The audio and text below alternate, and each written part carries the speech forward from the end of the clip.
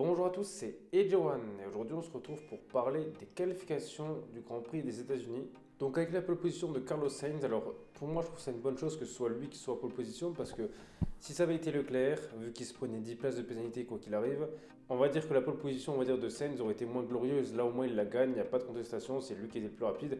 Bon après il y a très peu d'écart entre lui et Leclerc et c'est vrai que je m'y attendais pas trop parce qu'en soi, quand on a vu la Q1 et la Q2, Leclerc était toujours devant, donc je me suis dit, bon, ce serait mieux que ce soit lui qui l'ait, mais vu les temps qu'il fait, ça m'étonnerait. Et finalement, il a réussi à s'arracher et faire un super temps. Bon, il y a quasi rien d'écart, je crois que c'est dans les 50 millièmes, quelque chose comme ça, qui est entre les deux.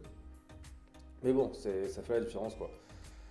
Donc, je pense que Sainz, honnêtement, il a une vraie chance de victoire, parce qu'en soi, vu comment Verstappen a l'air de ce week-end, ou peut-être même depuis qu'il est champion, il a pas l'air justement d'être très combatif, parce que Verstappen est troisième, et en soi, ça ne le dérangeait pas plus que ça, alors que si on regarde le Grand Prix du Japon, quand il était un peu plus loin, il a vraiment été énervé, alors qu'en soi, il avait autant d'avance, voilà, c'était même pas inquiétant, parce qu'au pire, il aurait été champion aux États-Unis.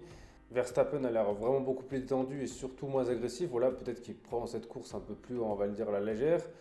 Donc, ça lance vraiment une chance à Sainz qui certainement aura un peu plus le champ libre. Ouais, je pense que Verstappen sera peut-être moins agressif. Bon, après, je dis ça, mais peut-être que ça va changer de main. Mais c'est, on va dire, l'impression qu'il donne. Donc, c'est pour ça que là, je pense que Ferrari ont vraiment beaucoup à jouer. Et Sainz, justement, ce serait important pour lui, en tout cas pour la suite de sa carrière chez Ferrari, de la gagner parce qu'au moins, il pourrait déjà convertir une pole position et puis il montre qu'on peut compter sur lui. Donc, je disais justement que Verstappen était troisième, mais il partira deuxième parce qu'il y a la pénalité de Leclerc. Donc ensuite le troisième c'est Hamilton et le quatrième Russell.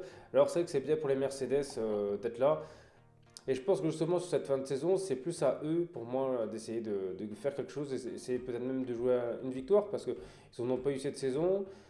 Et vu que bon ça reste comme une équipe comme assez mythique, donc on va dire pour eux qu'ils prennent une revanche, qu'ils ne restent pas sur une saison blanche, ce serait plus pour moi l'équipe là qui pourrait essayer de faire quelque chose, vu qu'on va dire qu'il n'y a plus rien à jouer, et peut-être que juste gagner une course, on va dire, je pense que c'est l'équipe qui en aura peut-être le plus besoin. Donc je pense qu'ils peuvent faire quelque chose. Et puis en soi, ils sont pas si loin que ça, c'est-à-dire que il y a des secteurs où ils marchent mieux, voilà, Hamilton il se débrouille vraiment bien.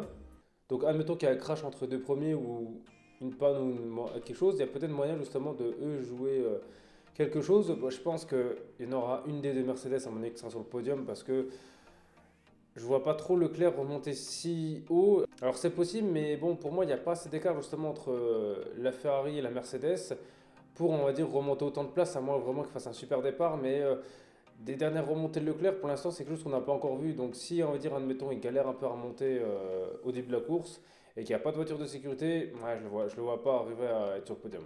Ensuite, le cinquième, c'est Stroll. Alors, c'est quand même une très belle place pour Stroll parce qu'en soi, c'est vrai que je ne m'attendais pas à le voir là. Et je pense que les Aston Martin, ils sont de mieux en mieux parce que c'est vrai, sur les dernières vidéos que j'ai fait, je parle souvent d'eux. Alors que vers le début de la saison, voire le milieu, on n'en entendait plus parler. Alors, donc, pour moi, l'hypothèse qui expliquerait ça, ce serait que peut-être que eux, ils continuent justement de développer leur voiture parce qu'en soi, des Grands Prix, à mon avis, qui ont des aspects similaires au Grand Prix des États-Unis, il y en a déjà eu, donc qu'ils soient là vraiment bons, c'est que je pense qu'ils continuent de développer la voiture, ou peut-être pour l'année prochaine, peut-être qu'ils ont déjà pensé à certaines améliorations pour l'année prochaine.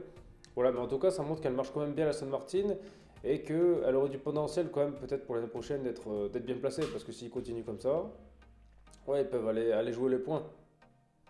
Et cinquième, c'est quand même pas mal parce que cinquième, c'est meilleur des autres, hein. Donc franchement, c'est quand même un bel exploit parce qu'ils sont devant les McLaren, les Alpines, alors qu'en général, on les voyait souvent vers la fin du peloton. Donc là, c'est vraiment une très belle remontée d'Aston Martin. Franchement, ils ont fait du très bon travail.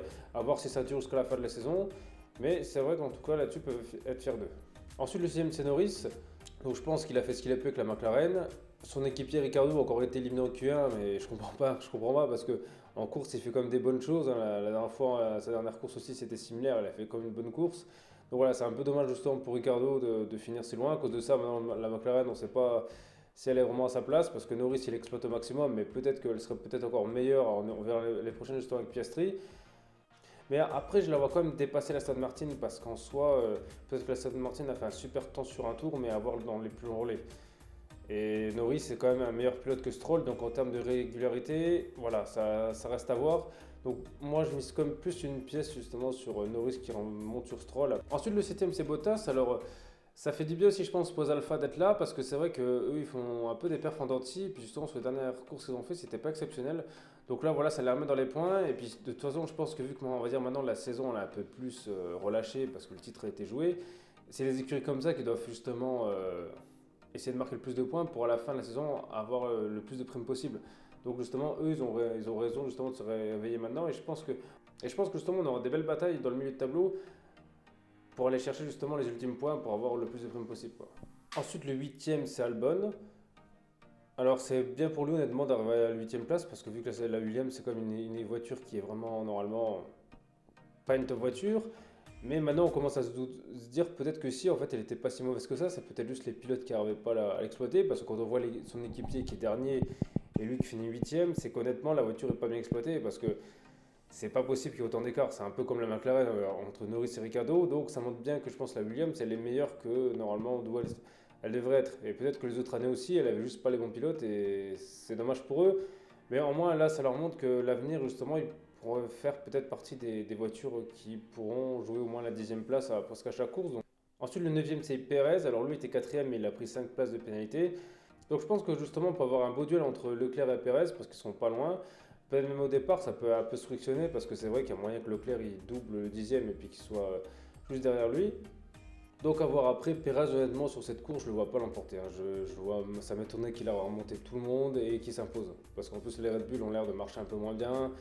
Donc qu'il arrive à doubler Sainz, à moins qu'il y ait des accidents, même remonter sur les Mercedes, ça m'étonnerait parce qu'à la régulière, Hamilton était comme devant lui. Donc voilà, moi je mise pas trop sur eux. Après c'est vrai qu'ils ont encore quand même le titre de constructeur à jouer. Donc si honnêtement ils perdent des points un peu bêtement et que Ferrari ils arrivent à en marquer plus, voilà, il faut quand même, à mon avis, je pense que Red Bull fasse assez attention histoire de ne pas perdre le titre constructeur, quoi.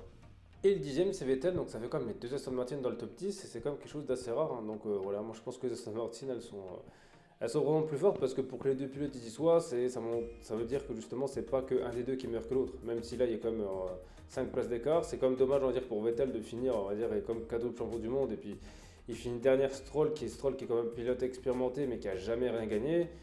Voilà, c'est un peu dommage pour lui de finir comme ça. Donc voilà, alors cette course, honnêtement, elle va être intéressante parce que on va voir comment justement, à mon avis, la fin de saison va se dérouler. C'est-à-dire que est-ce que Red Bull, ils vont un peu abdiquer et puis laisser Ferrari ou les autres se battre, ou est-ce qu'ils vont continuer à gagner parce que je ne sais pas si c'est... Parce que de ce que j'ai vu, on n'a pas l'air de voir justement Verstappen si motivé que ça et qu'il essaye de chercher des records, alors qu'Hamilton, par exemple, y était, ou Schumacher aussi. Donc ça, c'est quelque chose que...